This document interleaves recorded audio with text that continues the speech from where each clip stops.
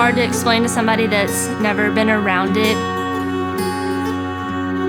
Raising the bucking horses and raising the bucking bulls, it's a lifestyle.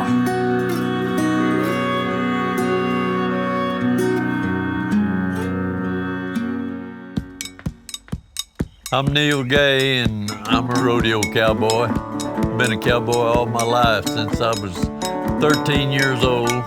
In the early 50s, I started going to Fort Worth when I was riding broncs and bulldogging. And all you heard about it is, if you liked horses and stuff like that, you heard about the Fort Worth Stock Show. Mr. Watts Sr.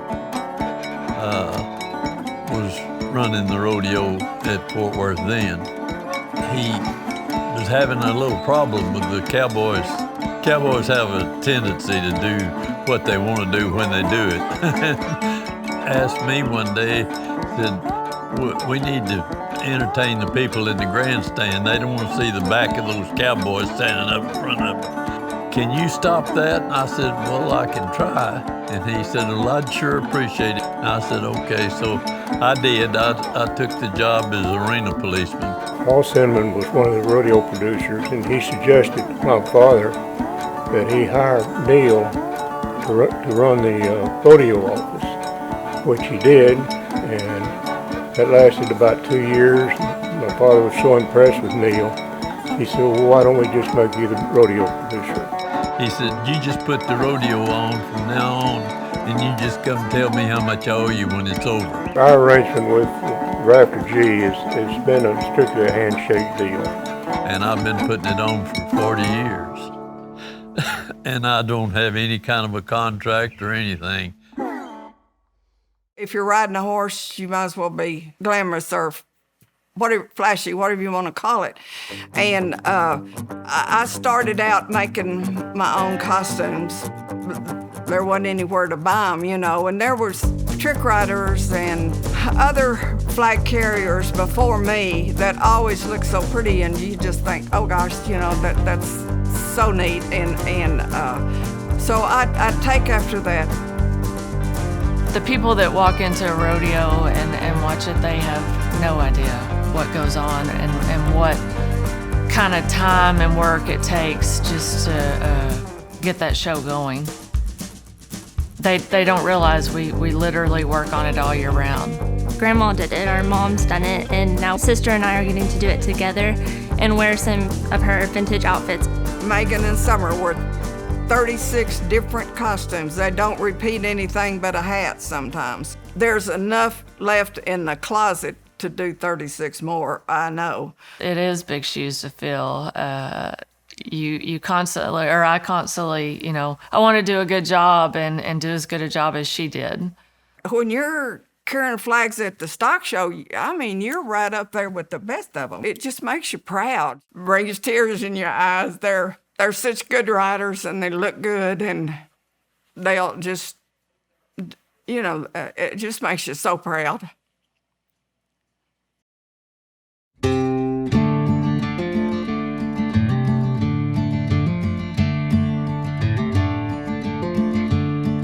The hardest part going about this is it's day in and day out. It isn't like we work 24/7, but you got to be available 24/7. If there's a problem, it don't matter if it's dark or if it's Sunday or if it's Christmas, you have to take care of the animals. There's such an individuality about each animal, and they never change. Some of their good traits and their bad traits never change. So that's them. A bucking horse just doesn't want to be touched by a man, and that's why he is a bucking horse. And when he does get put into a chute and get a saddle, then he knows he's going to perform. You see them born and you have to wait, and each year of their life, you know, you're feeding them every day and taking care of them, or if some gets hurt, you have to, you know, doctor them, and it's an everyday thing with each animal, not just one. You don't just wish they grow up, you know, it's a 4-year process at least to see them grow up and hope that they do good. My girls are special. They grew up here on the ranch. They grew up riding a horse. That's one of the things that makes me most proud is how well they can ride a horse. We got pictures of carrying Summer in a parade and she's asleep, you know, in my arms.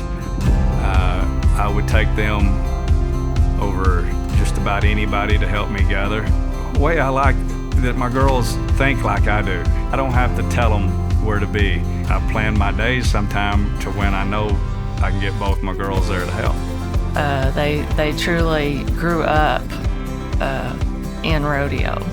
They both love the animals and rodeoing and all that, but Summer is eat up with it. We call her Little Jim.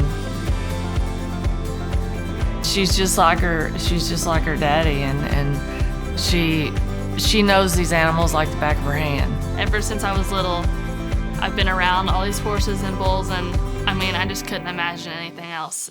Even if it's like, if we didn't have the rodeo company, I would still have to have animals in my life.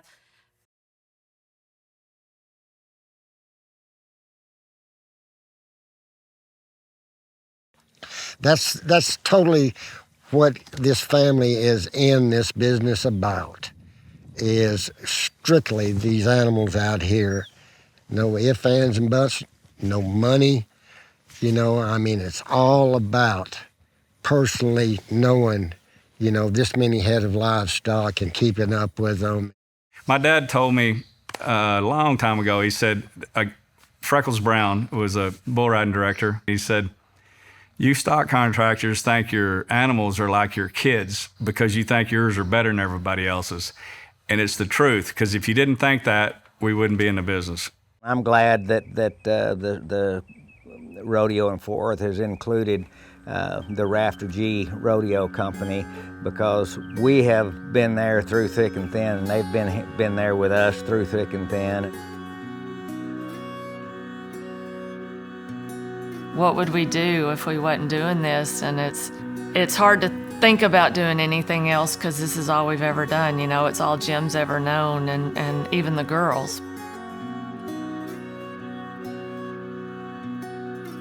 The best thing about this job is I get to wake up every day and be a cowboy.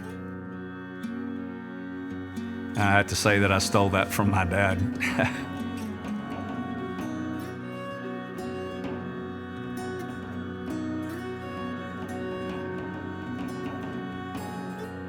I just went along and did what I felt like was the right thing to do. And I tried to teach my boys the same thing. We're going to do something, we do our dead level best to do exactly what we said we would.